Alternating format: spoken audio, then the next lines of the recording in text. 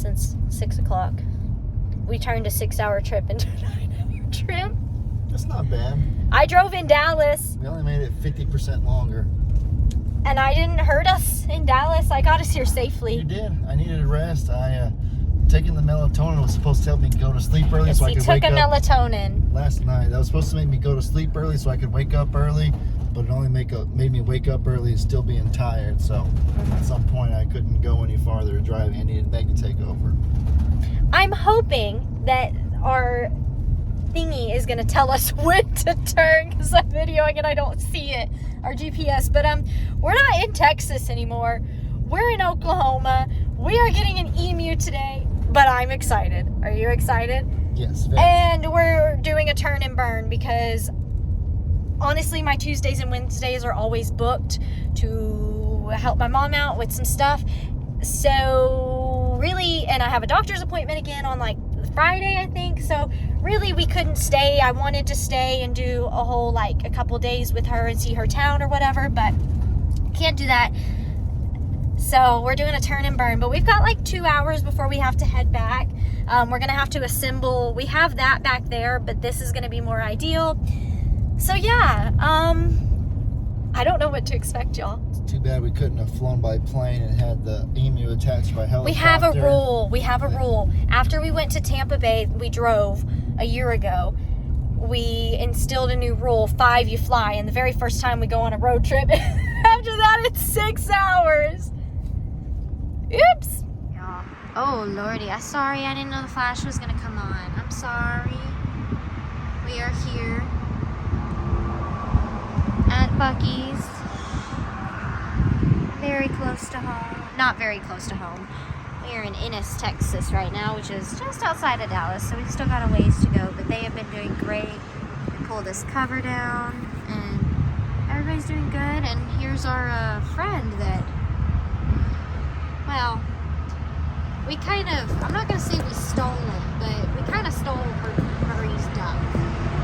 I can't really get a good video because of the cage. I don't want to stress him out too much, but here's the tiny update. Whee! So excited. All right, you guys, it is the next day. Sorry if I seem really low energy. I'm really tired still. Driving is really hard, especially doing a turn and burn for what is supposed to be 6 hours there, 6 hours back. Definitely longer than that, especially the way there, because we had a few stops, lots of traffic during the day. And then at night, we had to drive a lot slower because precious cargo.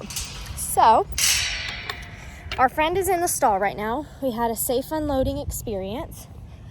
And he's been in the stall because y'all know I have stuff to do Tuesdays and Wednesdays for my mom. So, just helping out my family. So, I couldn't be home to watch. And just for him to get kind of used to the noises that we have, put him in the stall. So we're gonna go see him now. So let's start here. Were you being bad? I'll let you out in just a minute. Let's start here. I'm gonna be fully transparent with you. Hi. Yeah, this is him or her. Now, Marie does not sex her birds. So let's start. Where did I get him from? Well, if you don't know, a couple weeks ago in a live, I'm just trying to give him some space. A couple weeks ago in a live, I talked about how I met Jake's Littlefoot, Jake's emu Littlefoot. And I was like, man, an emu would be really, emu, I'm trying to get better, emu would be really cool. I love birds, you know, and it would be a good extra layer of protection just by the look. Even if emus aren't very protective, a dog isn't going to come in with this big old bird. Now, everybody's like, look up Marie from Random Okie Farms. So I did, and I called her, and she is literally like the same person as me. We are very, very, very similar, and it is great. And I was like, do you have any emus available? And she's like, yeah. And I said, okay, cool, but I am, you know, we're a rescue. So, you know, what, he is very stressed out, guys. He's trying to bond to me, and this is what Marie said to do, was come in here, video, talk to him, be around him. So I know this seems like a lot, but this is all part of how the story goes, okay? So she said, yeah, you know, it's great to rescue, but you are talking about a wild bird that have been domesticated, I suppose, but you're talking about a dinosaur bird, right? Okay. It's kind of like ostrich, right? Where there can be behavior problems, and ostriches are much meaner than emu. That's just a fact. And inside emus, typically the males are a lot friendlier, and the females are the ones that tend to be meaner. But that said, Marie was talking, and she's like, look, if you're looking for one that's going to be friendly and is for sure going to work with your littles, you don't need to rescue. And while that sucks, this is something that's going to go with our littles, and we want everybody to be safe and have a cohesive environment. So rescuing an emu does not make sense for us, because when you rescue emus, you don't know what environment they've been in, how they were raised, and it opens up the door for a lot of temperamental behavior issues, which with a big bird like this, with talons like that on their feet, you do not want behavior issues, because it can become dangerous really quickly. Yes, they're going to be smaller than ostrich, but their feet are the most dangerous part. I think I figured out another reason he was upset. He can see in here, and we had Cornholio in here because we were doing some stuff, and he was pestering Ellie and pecking him, and so we just put him in the stall for a minute. And so I think he could see him, and I think that was upsetting him. So I let him out. He's obviously still going to be a little distressed. But as I was saying, I believe I was on the part where rescuing an emu just isn't going to work for us. So full disclosure, I did buy this emu from Marie. Say what you want about this place being a rescue and that you don't need to buy things, but if you really sit and look deep down, I'm allowed to have passions too. And I have a bird passion, okay? I've always wanted a big bird, just not an ostrich. And I had the opportunity, and it can work really well with our littles. And so we went with it. And if you also look at it, by us buying, we are doing what is best to ensure the safety of the emu and everybody that will be here at the property. So say what you want, but if you're going to be mean about that, I'm telling you right now, I'm going to block you. I'm going to delete the comments, because this is not going to be about any negativity. This is a wonderful day, and nobody's going to ruin it. So that said, let's talk about them. So we went to Oklahoma yesterday, Monday, and did the turn and burn, and we picked him up. I got to see all of Marie's animals.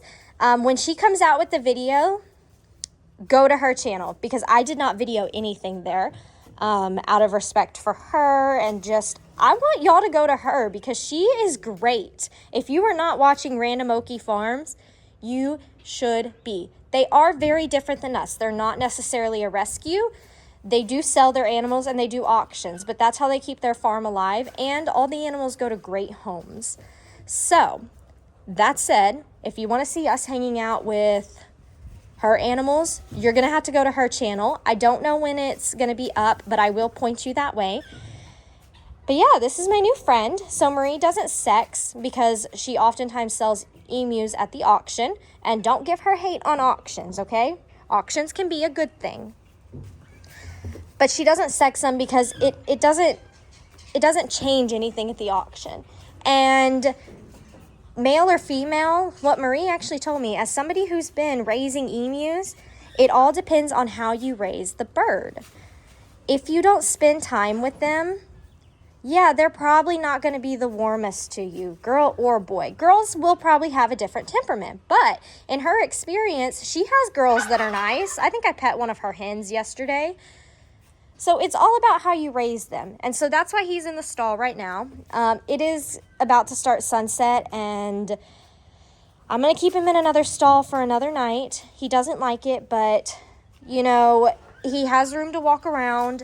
This is not what I want to do, but I need him to start getting used to the sounds around here before I turn him loose, and I need him to know that we're okay. His herd is humans, because, well, and other birds and such, but he's used to humans. So I need him to be able to bond with me. And that's what we're working on. Let me get him some food. We do have his food mixture. I know, baby. He does not have a name. He's really stressed out. You want some food? Yeah. He does not have a name yet. I'm very much like, I like to see the animals and be around them. A nickname, I've been calling him Lemu, the emu from the Liberty Mutual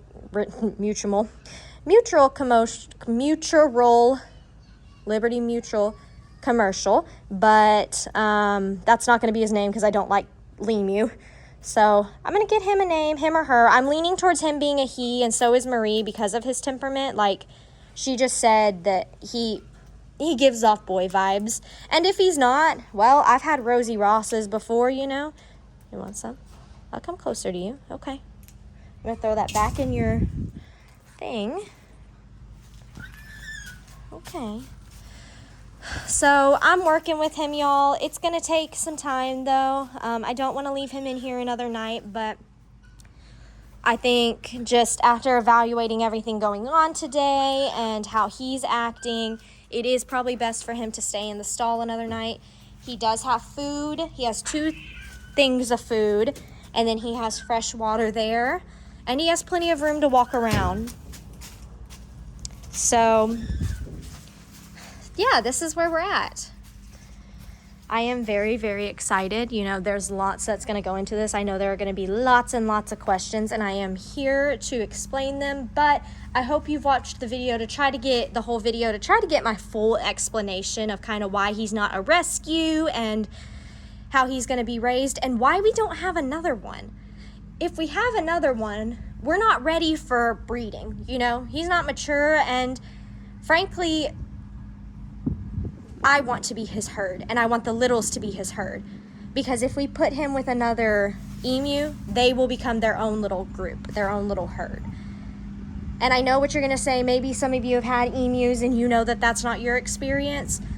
This is what we're going with. This is what's working for us. So I know maybe I'm coming off a little abrasive with it, a little strict, but this is not an animal to play around with. It can be dangerous, full disclosure. So I'm kind of being strict with how we're doing things. I'm open to suggestions. I've got Marie's number, so she's like on speed dial, you know, for anything involving this emu. And I've done tons of research. I continue to research. I don't know everything though. And I've never been around big birds other than the ostrich, and these have a totally different temperament than the ostrich. So, gonna try to learn. But thank y'all so much for watching. I hope y'all are ready for this emu adventure with us. And I will catch y'all next time with another video.